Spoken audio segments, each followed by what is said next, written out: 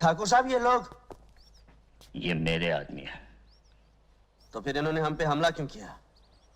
मैं देखना चाहता था अब भी तुम में वही हिम्मत और ताकत है या वक्त की दीमक ने तुम्हारे बाजुओं को खोखला कर दिया है। तो फिर क्या देखा आपने? मैंने देखा तुम्हें यहां बुलाकर मैंने कोई गलती नहीं की। एक गलती की ठाकुर साहब, हमें तिजोरी खोलकर दिखा दी।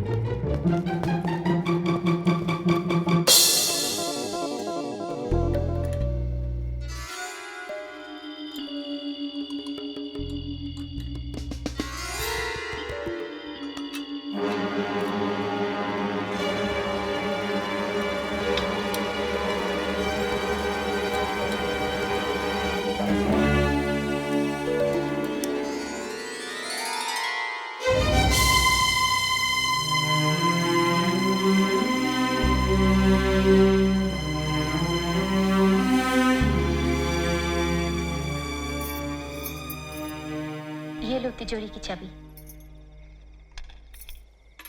इसमें मेरे वो गहने हैं जो मेरे लिए बेकार हैं। मुझे अब कभी इनकी जरूरत नहीं पड़ेगी। थोड़े बहुत पैसे हैं, वो भी ले जाओ। अच्छा है, बाबूजी की झूठी उम्मीदें तो टूटेंगी जो उन्होंने तुम लोगों से लगा रखी।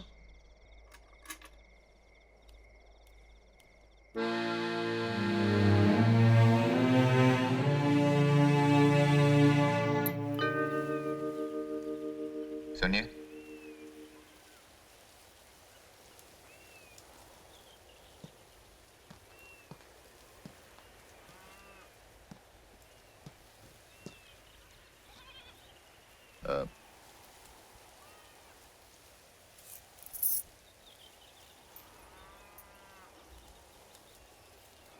कल रात जो हुआ वो दोबारा नहीं होगा।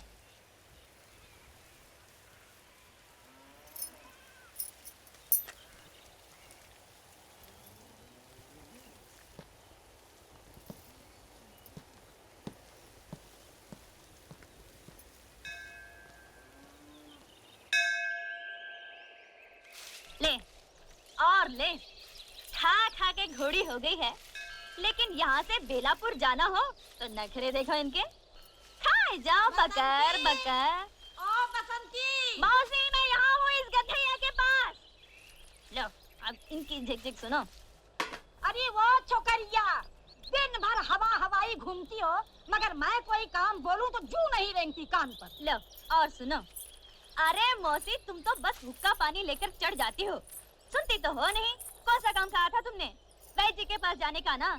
तो मैं गई थी तुम्हारी दवा लाने के लिए वैद्य जी के पास। अब वो थे नहीं तो मैं क्या करूं?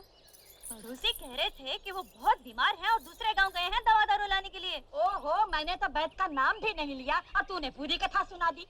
तो फिर कौन सा काम कहा था? कच्चे आम लाने को नहीं कहा था अचार के लिए? पर तुझे याद रहे तब ना। कच्चे आम? हाँ था तो था, भी लाती हूँ।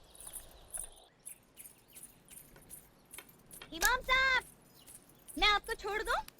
कौन? बसंती? हाँ। आज तू है? कितने बरस हो गए मुझे इस गांव में, तू तो पैदा भी नहीं हुई थी, लेकिन आज तक मस्जिद की सीढ़ियां मैं बाद में उतरता हूँ, कोई ना कोई सहारा पहले दे देता है। हाँ हाँ, तो क्यों नहीं देगा सहारा? क्योंकि ऐसा गांव में कौन है जो आपकी इज्जत नहीं करता हो? जो इज्जत करेगा, जो मान देगा, वो सहारा क्यों नहीं देगा? वो तो देगा सहारा। क्योंकि देखने वाली बात ये भी है कि इतनी बकबक कर लेती है तो अहमद को समझाती क्यों नहीं? तुझसे तो छोटा छोटा भी है उम्र में। यूं कि हमें समझाना तो बहुत अच्छी तरह आता है इमाम साहब, और आपके बेटे को भी समझा सकते हैं, लेकिन देखने वाली बात ये है कि जब तक हमको ये नहीं मालूम हो कि हमें समझाना क्या है, तो फिर हम समझाएंगे कैसे? अरे भाई, अहमद का मामू जबलपुर में बीड़ी के कारखाने में मुलाजिम है। 300 रुपया तनख्वाह है। अच्छा? हाँ, कितनी बार मुझे लिख चुका है, अहमद मियाँ को यहाँ भेज दो, अपने सेठ जी से कहकर दफ्तर में रखवा देंगे। लेकिन ये अहमद है कि जाने को तैयार ही नहीं है। कहता है आप अकेले हो जाएंगे। कैसी हो दीदी?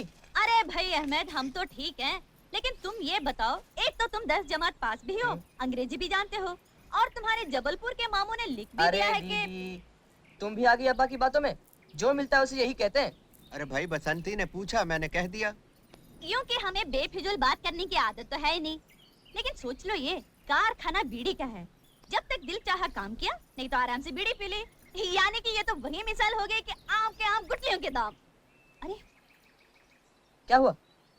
आम? मैं तो फिर भूल गई थी। कच्चे आम। कच्चे आम? हाँ, कच्चे आम अचार के लिए।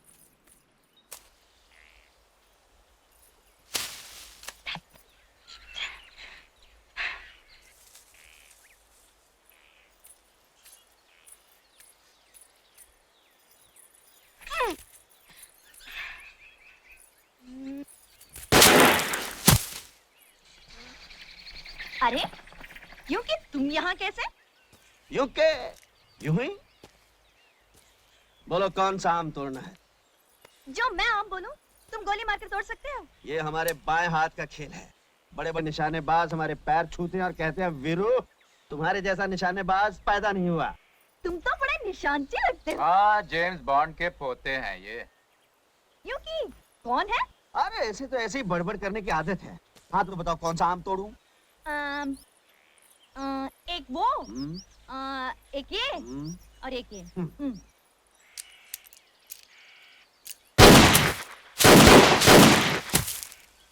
हाँ?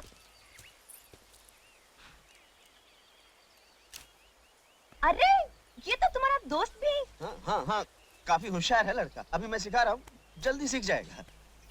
तुम मुझे भी सिखा सकते हो। हाँ हाँ, क्यों नहीं, तुम्हें भी सिखा सकता हूँ। तुम्हें तो मैं दो दिन में सिखा सकता हूँ। 2 दिन में सिखाओगे? बहुतों को तो इन्होंने 2 घंटे में सिखा दिया है।